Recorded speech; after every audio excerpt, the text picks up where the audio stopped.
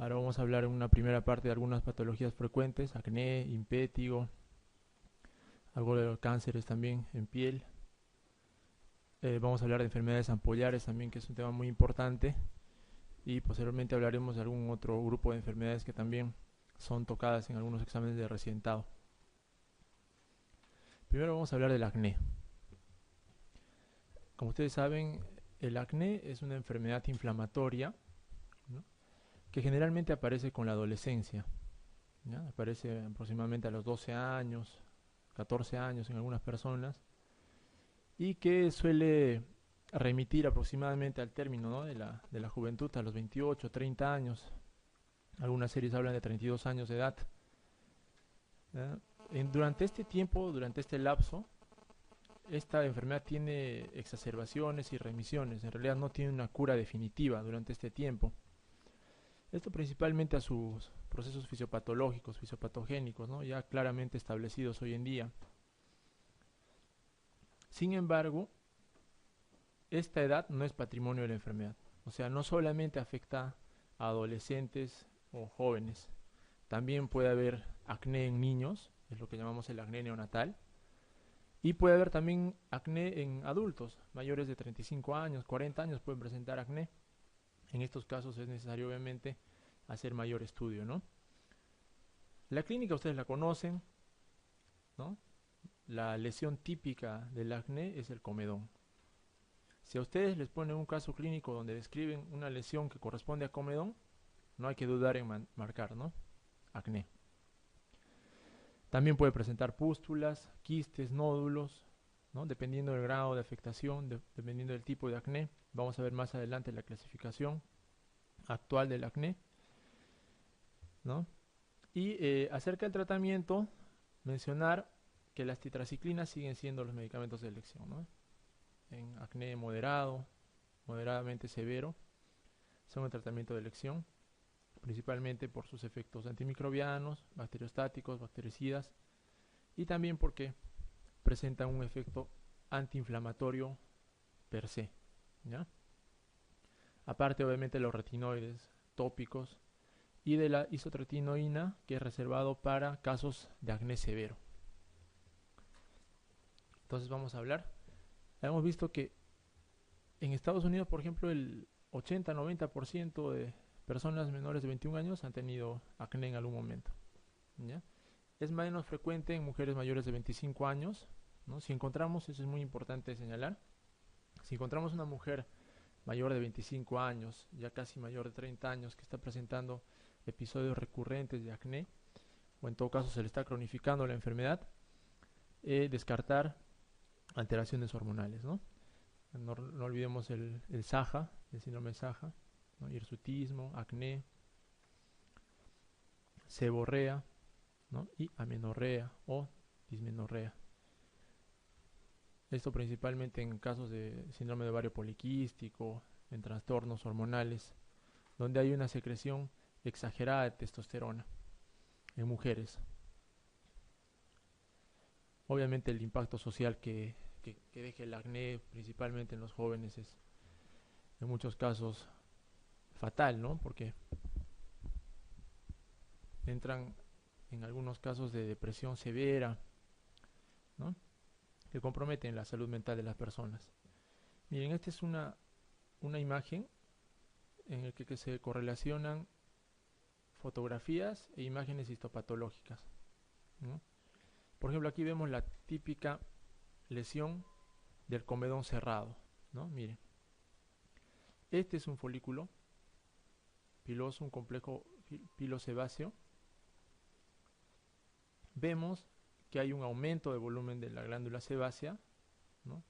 Dentro de la glándula sebácea encontramos gran cantidad de detritus, de sustancia de desecho. Miren cómo está la pared de la glándula sebácea engrosada, ¿no? Esto denota pues la fisiopatología de la enfermedad, ¿no? En el acné hay una hiperqueratinización. Y cómo se forma una capa de queratina en el conducto sebáceo, ¿no?, en la saliente de la glándula sebácea. Entonces es un típico comedón cerrado. El comedón cerrado tiene la característica de tener una puntita blanca, ¿no? A diferencia del comedón abierto, miren aquí, donde igualmente hay una hiperplasia de la glándula sebácea, igual hay una hiperqueratinización, pero no existe esta capa de queratina aquí en el conducto sebáceo, está libre. Entonces, esta es la imagen histopatológica típica de un comedón abierto, ¿no? Ese puntito negro, esas espinillas que describen los pacientes y que son tan incómodas para ellos, sobre todo para los jóvenes. Aquí ya vemos otro caso de acné. Este, por ejemplo, es un acné por corticoides, probablemente. Gran cantidad de pápulas eritematosas, inflamadas. Miren aquí, el conducto sebáceo no presenta la misma característica que en el caso de los comedones, ¿no? Hay mayor cantidad de tejido inflamatorio, lo que se evidencia en la clínica. Miren, son pápulas más inflamadas y su correspondiente imagen histopatológica, ¿no? Y esto es lo que ya viene a ser un nódulo, ¿no?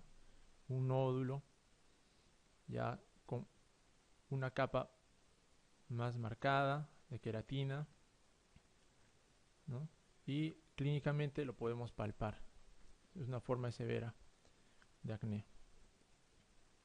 En la fisiopatología están involucrados 4 puntos muy importantes. Lo primero es el aumento de la producción de sebo por la parte de las glándulas sebáceas, ¿no? Hay una alteración del proceso de queratinización normal. El Propionobacter acnes es el encargado de proliferar en esta glándula sebácea aumentada de tamaño con gran cantidad de sebo, y finalmente esta colonización del Propionobacterium va a hacer que se liberen gran cantidad de mediadores inflamatorios, ¿no? Principalmente en el acné están involucrados la interleuquina 8 y la interleuquina 1. Entonces, estos 4 eventos tienen que conocerlos muy bien. Aumento de la producción de sebo, ¿no? Hay una alteración del proceso de queratinización. El Propionobacter que invade todo este aumento de producción de sebo, esta glándula sebácea crecida, y la inflamación posterior a todo esto, ¿no?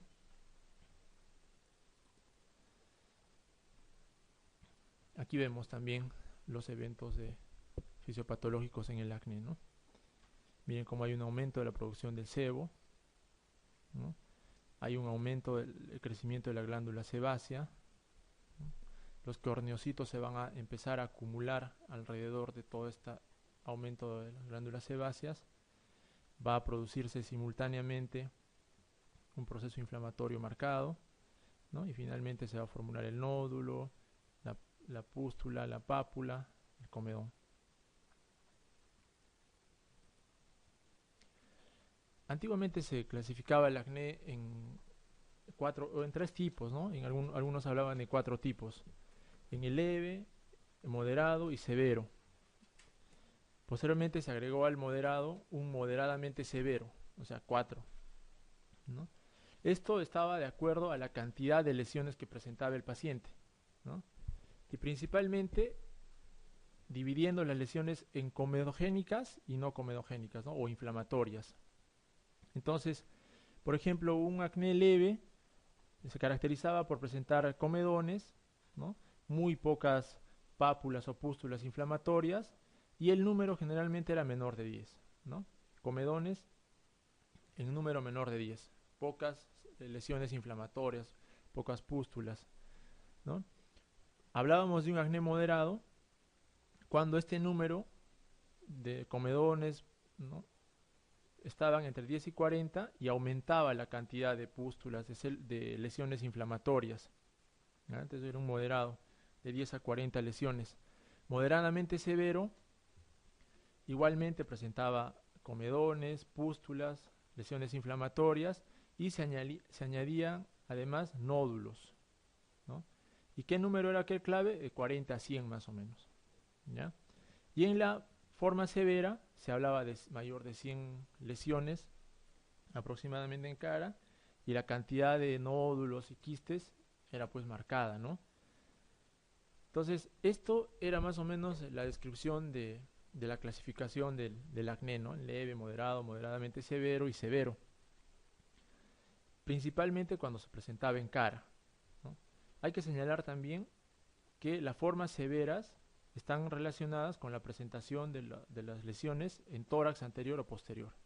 Entonces hablamos ya de acné moderadamente severo y severo cuando presentamos lesiones en tórax anterior y posterior. Eso le da la categoría de severidad. Inclusive en algún momento se hicieron tablas con imágenes. En este caso se clasificaba en 8 tipos, ¿no? Había 8 fotografías, ¿no? Entonces para el médico, para el dermatólogo era fácil, ¿no? Ver al paciente y ver una imagen y inmediatamente lo catalogaba, ¿no? Pero eran instrumentos que no eran muy aplicables, ¿no? Entonces, por ejemplo, esta forma de clasificar con el número de lesiones y el tipo, si es comedogénico, inflamatorio, si hay nódulo, quiste, es una forma práctica que es utilizada todavía hoy en día, ¿no? Miren, por ejemplo, un acné leve, muchas lesiones comedogénicas, ¿no? Acá vemos comedones abiertos en gran cantidad y pocas lesiones inflamatorias, pocas pústulas, ¿no? Algunas pápulas inflamatorias. El acné moderado ya vemos mayor cantidad de pústulas, ¿no? Comedones, pápulas inflamatorias, ya lo catalogaríamos como un acné moderado. Y vemos ya las formas moderadamente severas y severas. Aquí ya vemos nódulos, ya vemos cicatrices pigmentadas, ¿no? Probablemente debido a la manipulación. Ya hay pústulas por aquí. Estaríamos hablando de un acné moderadamente severo. Y si nos vamos al extremo, donde hay una presentación prácticamente generalizada en el tórax posterior de este paciente, acá probablemente haya nódulos, quistes. Ya los comedones acá no son una lesión llamativa, ¿no? Predominan los quistes, los nódulos. Entonces estamos hablando de un acné severo. Es muy importante conocer esta clasificación, conocer estas lesiones, saber clasificar el acné al que nos estamos enfrentando para posteriormente hacer un buen enfoque diagnóstico y un buen tratamiento, ¿no? Porque ustedes deben tener en la consulta diariamente gran cantidad de pacientes con acné. Entonces es bueno clasificar, saber qué le vamos a dar para que el paciente tenga una respuesta adecuada, ¿no? En Sudamérica hay un grupo latinoamericano, se llama Grupo Latinoamericano de Estudio del Acné. Ellos el año pasado han sacado una clasificación, justo la han reportado recién este año en la reunión de dermatólogos latinoamericanos. Tratan de hacer algo más simple quizás para el dermatólogo, ¿no? Clasifican al acné según la edad de presentación, según la lesión predominante y el grado de severidad, y ponen como formas especiales al acné fulminans y al acné conglobata. Les había mencionado que el acné no es patrimonio del adolescente, o sea, no solamente los jóvenes son los que tienen acné, puede haber un acné del lactante, del neonato, acné infantil, preadolescente, adolescente o del adulto, ¿no? Ellos clasifican de esta manera. ¿Por qué clasifican de esta manera? Porque es diferente tener un paciente adolescente, ¿no? Con un cuadro probablemente de pocos meses, a tener obviamente un niño con acné neonatal, ¿no? O un adulto ya mayor de 25 años. Hay que estar buscando otras causas de acné, ¿no? Me parece que es muy importante. En cuanto a la lesión predominante y el grado de severidad, es similar a lo que hemos visto anteriormente, ¿no? Comedónico, pápulo pustuloso y nódulo quístico. Y de igual manera, hacen un conteo de las lesiones para determinar el grado de severidad, ¿no? Leve, moderado y severo. Por ejemplo, leve, si es que presenta menos de 20 lesiones, moderado 20 a 50 y severo mayor de 50, ¿no? Entonces, por ejemplo, si tenemos un paciente en el que encontramos gran cantidad de pápulas y pústulas, podemos hacerle un conteo, imagínense, de 20 a 50, lo catalogaríamos como un acné pápulo pustuloso moderado, ¿no es cierto? Si por el contrario tenemos un acné en el que encontramos nódulos y quistes menor de 20, ¿no? En tórax, anterior, posterior, en cara, entonces lo catalogaríamos como un acné nódulo quístico leve, y así, ¿no? Si encontramos, por ejemplo, gran cantidad de nódulos y quistes en tórax anterior, posterior, más de 50 elementos, hablaríamos de un acné nódulo quístico severo, ¿no? Entonces, es una forma práctica, sobre todo para el dermatólogo, ¿no? Nos ayuda a enfocar bien el tratamiento y tener un buen resultado. Es muy complicado a veces tratar el acné, ¿no? Cada paciente responde de diferente manera al tratamiento. Es una cuestión de manejo y de bastante comunicación con el paciente, porque la parte psicológica es muy complicada, es otro tema a tratar. Muchas veces tenemos que referirlo al psicólogo, al psiquiatra, en muchos casos al paciente joven con acné en sus formas por lo menos moderadamente severas. También habla, ¿no?, de unas formas especiales del fulminans y del conglobata. El acné fulminans es una forma en la que hay un compromiso sistémico, ¿no?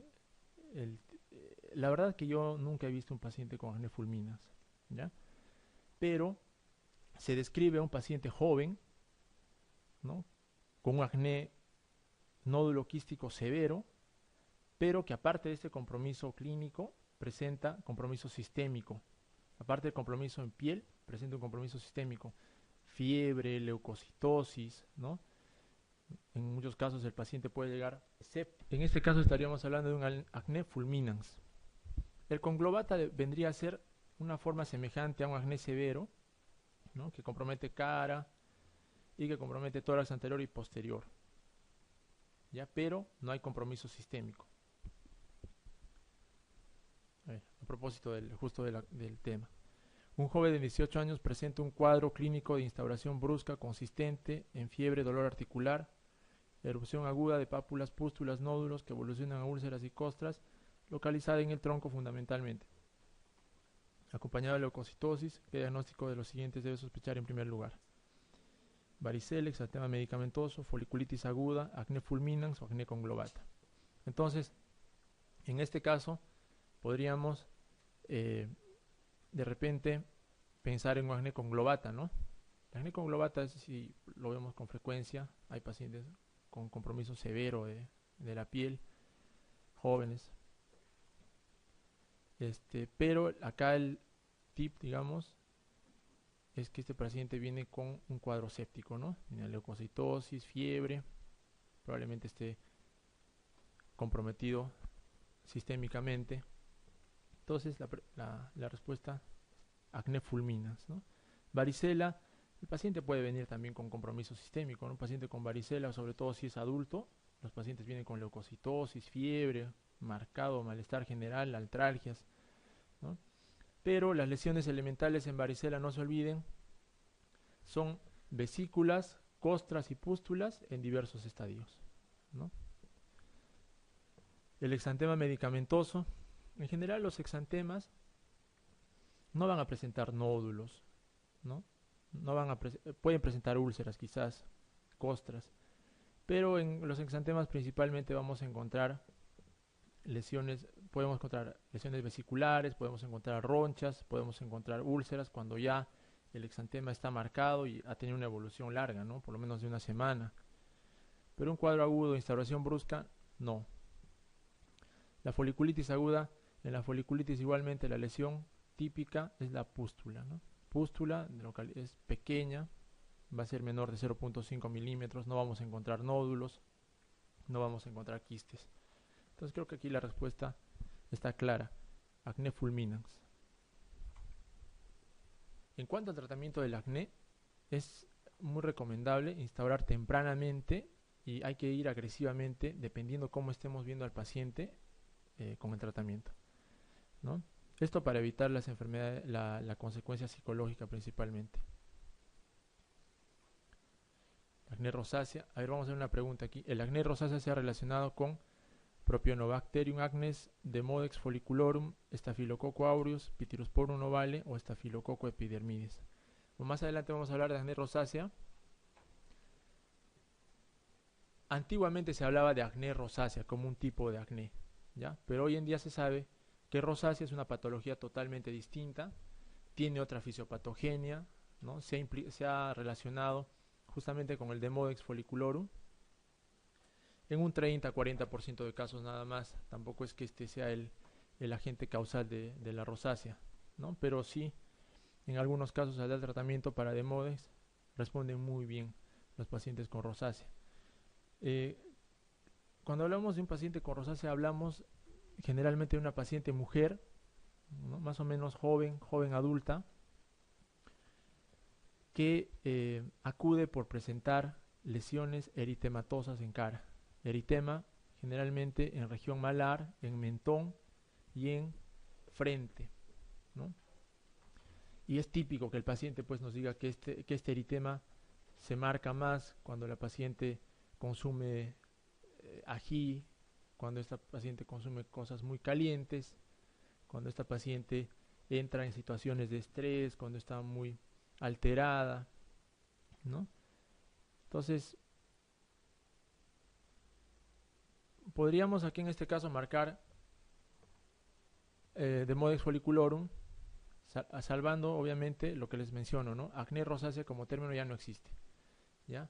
Se habla de rosácea y de acné como un punto aparte. Propionobacterium es causante del acné, eso sí está demostrado totalmente. Demodex, estafilococo no tiene que ver. Podría haber estafilococo, podríamos hablar en foliculitis, ya en foliculitis. Pityrosporum ovale, podríamos hablar en dermatitis seborreica. Y estafilococo epidermidis igualmente, ¿no? En foliculitis. Entonces, respuesta de Demodex folliculorum. Se ha filtrado esa pregunta por ahí. Entonces, el tratamiento del acné es principalmente tópico y oral, dependiendo de la severidad, como habíamos mencionado. Si estamos frente a un acné leve, ¿no? O en algunos casos moderado, podemos utilizar retinoides nada más, ¿ya? Y asociados a antibióticos. O sea, en lo que se refiere al tratamiento tópico, vamos a encontrar retinoides y antibióticos. Y en lo que se refiere al tratamiento oral, hablamos de antibióticos y de la isotretinoína, ¿no? Como un punto aparte en el tratamiento. En el tratamiento tópico, en casos obviamente de acné leve, la mejor forma de tratar a un paciente con acné es la combinación entre un retinoide y un antibiótico. ¿Ya? El antibiótico solo no sirve. Se han visto muchos casos de resistencia, ¿no? La eritromicina, que antiguamente era el tratamiento de elección para el acné, tópicamente hablando, presenta mucha resistencia. Se habla de un 40 hasta un 60% de resistencia del acné a la eritromicina. Hoy en día ya se utilizan algunos otros antibióticos. En lo que es el tratamiento oral, no olvidar que el bastión de tratamiento antibiótico para el acné son las tetraciclinas, ¿ya? Siguen siendo las tetraciclinas. De estas, hay 3 que son muy usadas: la tetraciclina, como tetraciclina, la doxiciclina y la aminociclina.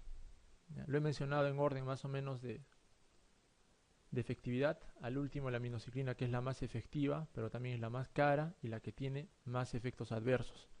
Por eso es que lo utilizamos en formas de acné moderadamente severo.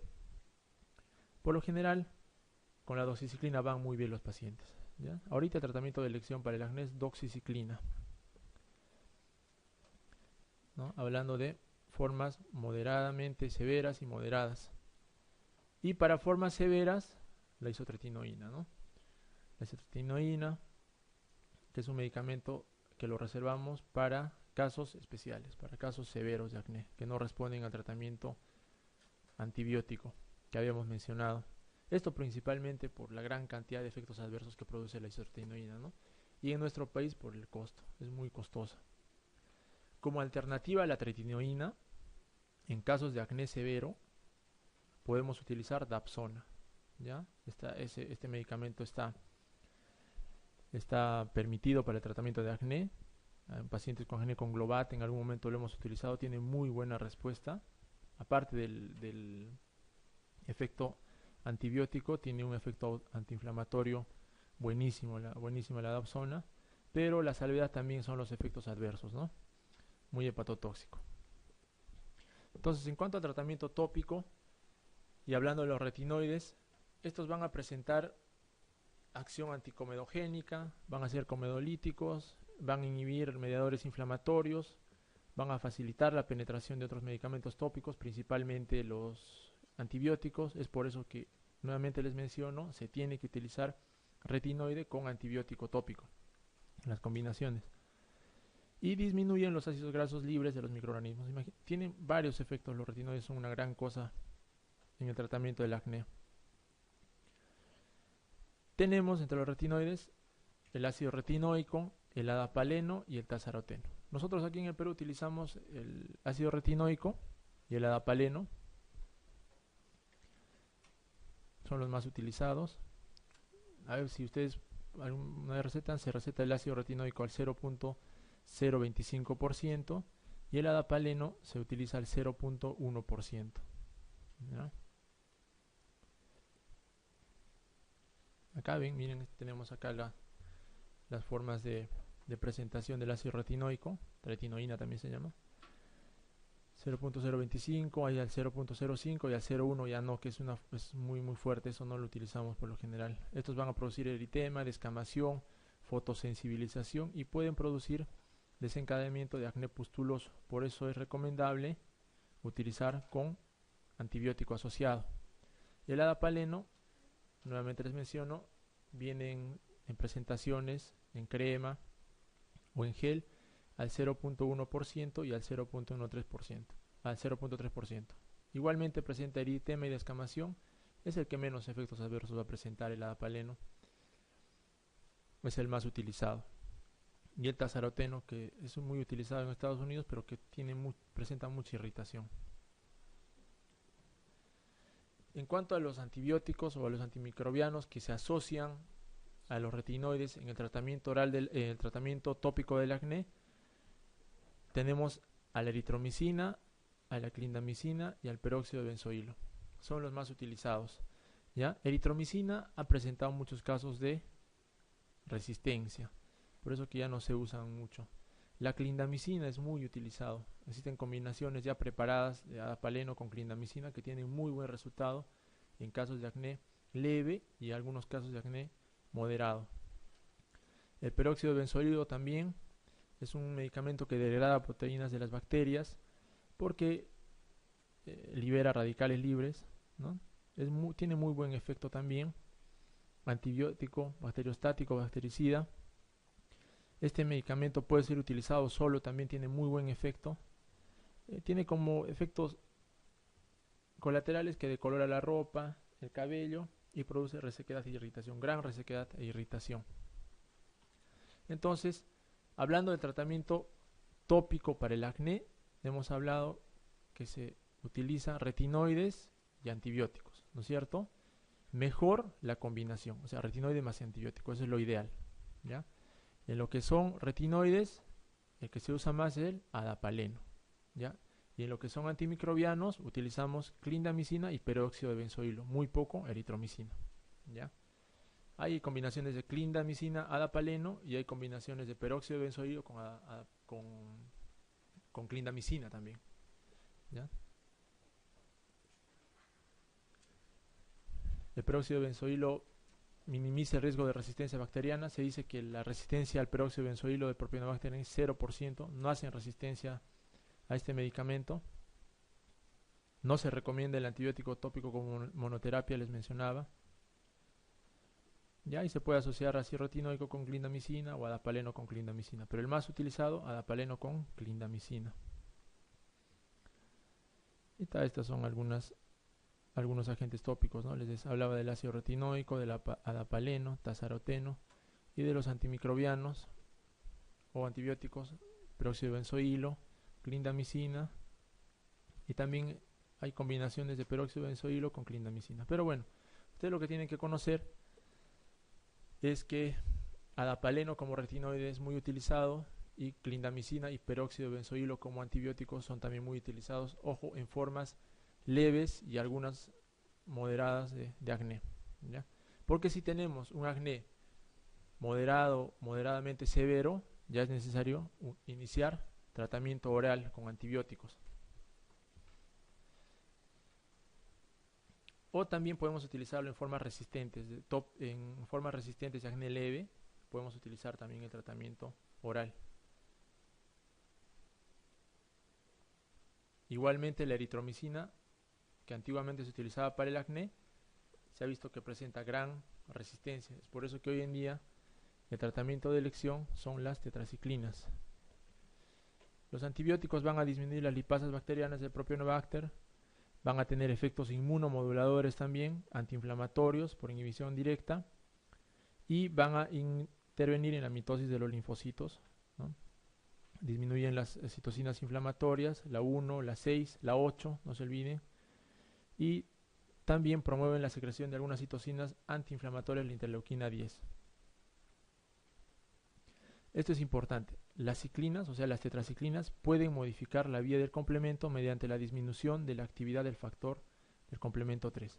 Es por eso que las tetraciclinas, principalmente la minociclina y la doxiciclina, no se utilizan en pacientes con lupus, ¿ya? Ustedes saben que en lupus hay consumo de complemento, entonces si ustedes le dan este medicamento, hacen que haya mayor consumo y exacerbación de la enfermedad, ¿ya? Crean las tetraciclinas por vía oral, la doxi y la minociclina, producen fotosensibilidad y pueden producir un síndrome lupus-like, ya semejante al lupus. También por ahí les pueden preguntar eso, qué medicamento es el que se relaciona con más fotosensibilidad y con exacerbación de lupus o producir un síndrome parecido al lupus. La minociclina y la doxiciclina.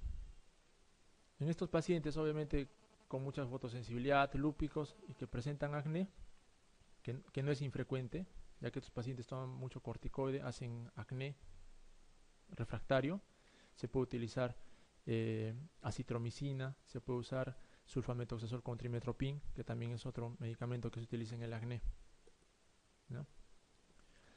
Hablando de las tetraciclinas, ¿no? Son los de primera línea de elección, en cuanto a antibióticos orales, en casos de acné moderado o extenso. Hay tetraciclinas de primera y segunda generación. Las de primera, obviamente, la tetraciclina, y los de segunda, la doxi y la minociclina.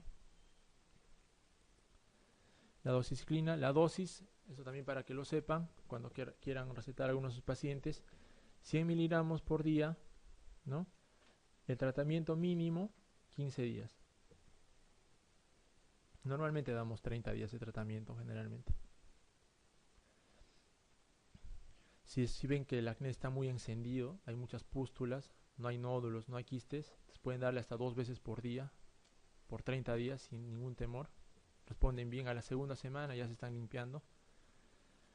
En cuanto a efectos secundarios, ya les había mencionado, ¿no? La fotosensibilidad y los efectos gastrointestinales. Es bastante irritante para la mucosa gástrica la doxiciclina, y también puede producir esofagitis, no se olviden. Por eso es que al paciente que vamos a recetarle doxiciclina, tenemos que decirle que lo tome con mucho líquido, ¿no? Ha habido casos de perforaciones esofágicas por doxiciclina, ¿no? Se toma con un poquito de agua, se queda el antibiótico en el esófago y empieza a erosionar. Puede presentar también con la doxiciclina el síndrome de DRESS, ¿no? Drug Rash with System. Es un síndrome de respuesta sistémica. Pueden hacerlo con la doxi. La minociclina, como les digo, es más efectiva que la doxiciclina, pero tiene desventajas, es más caro y tiene más efectos adversos todavía que la doxiciclina, ¿no? Se utiliza para el acné vulgar moderado, pero como les mencionaba, no es de primera elección. De primera elección, doxiciclina. La dosis igualmente 100 miligramos por día. Esto sí no se puede dar 2 veces por día, es una sola dosis por día. Es más hepatotóxica y es necesario, antes de utilizar o de recetar este medicamento, solicitar pues anticuerpos antinucleares, pruebas hepáticas, porque en la práctica a veces no lo hacemos, ¿no? Ya les había mencionado el síndrome tipo lupus, que es más frecuente con este medicamento. Puede haber pigmentación. Los casos de DRESS por minociclina los hemos visto, se presentan con frecuencia. Por eso es que hay que tener mucho cuidado en recetar este medicamento. Lo reservamos para los casos, para determinados casos. Pueden presentar artritis, tiroiditis, poliarteritis nodosa, fotosensibilidad. Puede haber un cambio de la coloración de los dientes y puede presentarse también síndrome de Stevens-Jones, ¿ya? Entonces, minoxiclina, ustedes tienen que conocerlo como un medicamento que es de reserva netamente para manejo hospitalario, ¿no? En su práctica pueden utilizar más la doxiciclina sin ningún miedo, dar 30 días, si mejoran esos 30 días, continuar dándole interdiario. Por lo general el tratamiento del acné dura 2-3 meses, ¿no? Ir bajando progresivamente el medicamento. Otro medicamento antibiótico que se utiliza en el acné moderado y que a veces no responde a las ciclinas es el sulfamethoxazol con trimetoprim. Este está aprobado ya según la FDA para el tratamiento del acné y se usa en casos de acné nódulo quístico y cuando no se puede dar isotretinoína, ¿no? Juntamente que la dapsona son unas alternativas en acné nódulo quístico. La dosis es la que conocemos, ¿no? De 800 sobre 160. Pueden darla hasta 2 veces por día o una vez por día, ¿no? Igualmente, tratamiento largo, 15 días, 30 días. La dapsona, como les había mencionado, ¿no? Tiene una acción antimicromiana y también tiene una acción antiinflamatoria ya conocida, por eso que la dapsona se utiliza para una serie de enfermedades, para colagenopatías, nosotros lo utilizamos también por sus efectos antiinflamatorios, inhibitorios de interleuquinas, de factores de necrosis tumoral. Se utiliza en el nódulo quisto y el acné fulminas, ¿no? Este es le llamaban pues la isotretinoína de los pobres, porque una tableta de dapsona de 100 miligramos cuesta pues 40 céntimos. En realidad nosotros los mandamos a preparar a los laboratorios. No venden, si ustedes recetan dapsona no les van a vender, hay que hacer una fórmula y se le da al paciente para que lo pueda hacer preparar. Tiene buena respuesta también.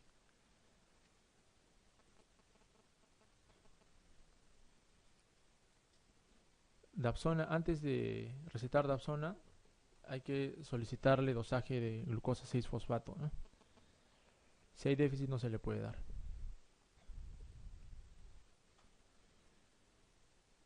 Y finalmente, habíamos pasado, ¿no?, por el acné leve, que se trata principalmente con retinoides y antibióticos tópicos, el moderado y el moderadamente severo con antibióticos orales. Vamos a pasar ahora al tratamiento del acné severo, ¿no?, que se trata principalmente con isotretinoína o tretinoína por vía oral. Este es un tratamiento muy efectivo, tiene muy buena respuesta, más o menos en 90% de los casos el paciente responde al tratamiento.